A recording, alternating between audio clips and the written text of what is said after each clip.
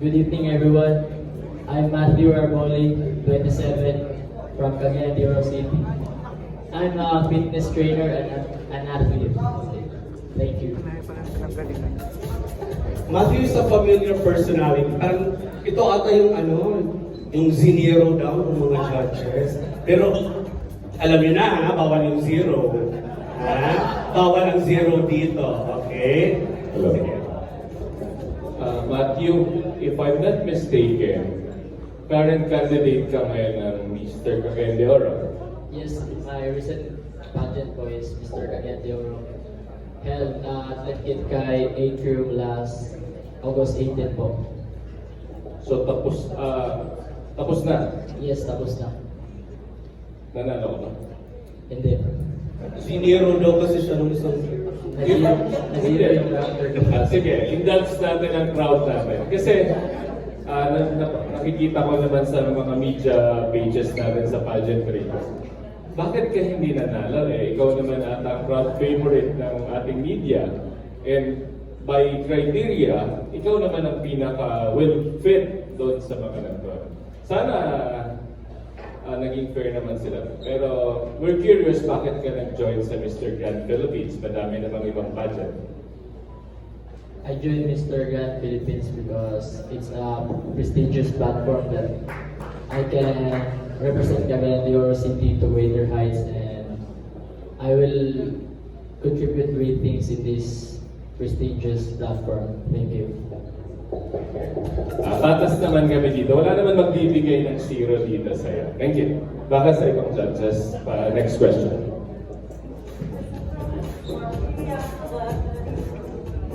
Since this is not your first pageant, siguro may advocacy ka.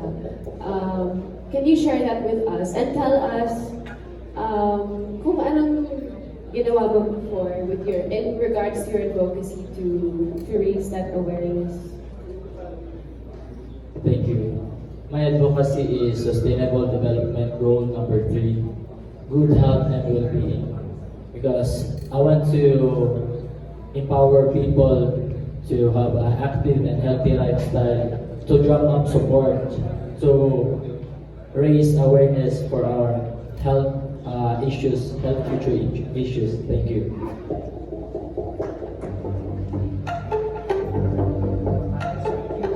Can you share something just to show your personality or yung hobbies mo, yung passions mo, na yung fun side mo? I'm so sporty person. I love playing sports, especially basketball, because I'm a varsity player and I love to explore in more on high adrenaline activities. That's all. Thank you. Do you have a talent that you can share with us today? So far, my talent is all about basketball because I just practiced it since grade school.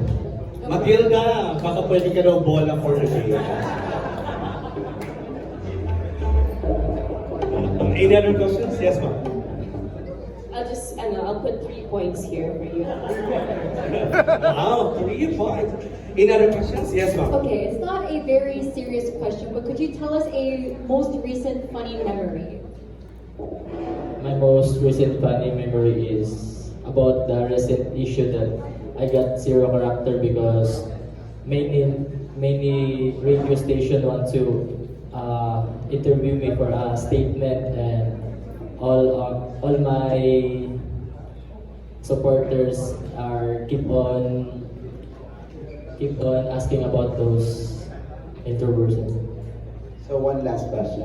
Since you get 0 on that pageant, so if I'm going to ask you, how can you rate yourself from 1 to 10?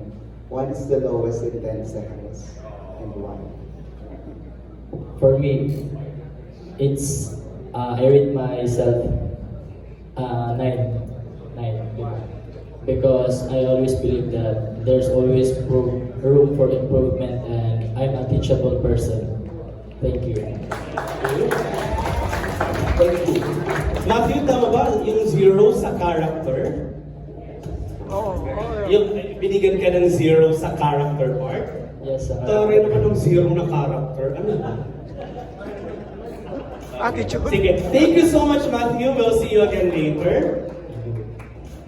So, ayan. Yung lahat, ako nga pala si Nico St. Texon, 20 years old, from Novaliches, Quezon City. Hi, Nicholson. Magandang hapon po sa inyo lahat. Can you start off with just telling us a little bit about yourself?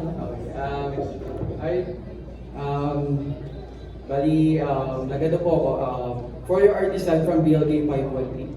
Then, I was working na customer service po. Then, as of now po, I resigned po and then I'm currently looking for a job din po. Then, as of now po, working out din po 3 times a day. Can you tell us why you resigned?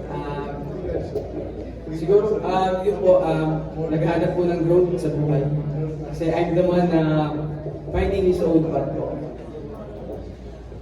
Is this your first pageant? Yes po, it's my first time. So, what made you join Instagram Philippines screening as opposed to other pageants? Siguro, stepping stone din po para sa improve na sa sarili ko. Then, nakahanap ng bagong opportunity po sa tatahangin ng landas. Do you have a talent or something you'd like to share with us? Singing or dancing or beatboxing? Dancing na lang po siguro. Dancing? Okay. Media is very huge or very big. But of course, with the help of social media, we can promote our advocacies to reach those marginalized communities. And I think this organization can help me to come up with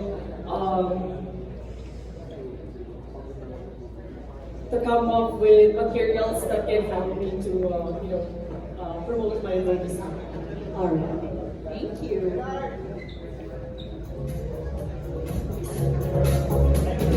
Yes, Gabby.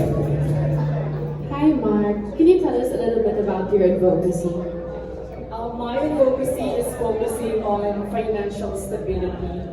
This is actually based on my own experience. I know for a fact that majority of the Filipinos are not financially stable in terms of crisis or emergency. Like what I mentioned, this is based on my own experience. 5 months ago, my dad needed to undergo for an operation, emergency operation, and it's very hard for me to give money. Even though I'm working as a breadwinner, since I am the one who supports and pays everything. So I come up with this advocacy with the initiative of our company that actually allow us and help us to sell foods during our payday, and that money can help me to save in the future.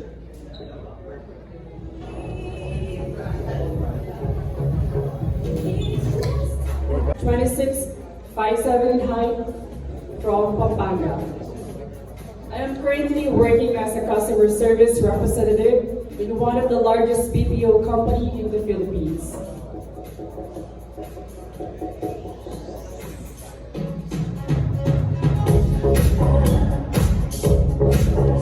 Feel free to add more information about yourself. Like, so you're currently working at the BPO. And what are your hobbies? Hobbies are, actually I go to gym 6 times a day. I'm so sorry, I'm nervous right now. Ibay mo naman 6 times a day? 6 times a week, sorry. Okay. Sorry. Diyos ko. Hindi ko pinaya yung pagod. Sorry. I'm nervous. This is actually my Go lang, Mark. Go lang.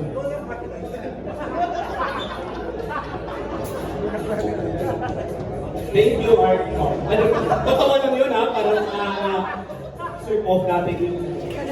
Di lang mo talent. I don't think so, but I can try. What talent do you have? Let me dance. Okay. Do you want to see Mark dance? Of course. Sige.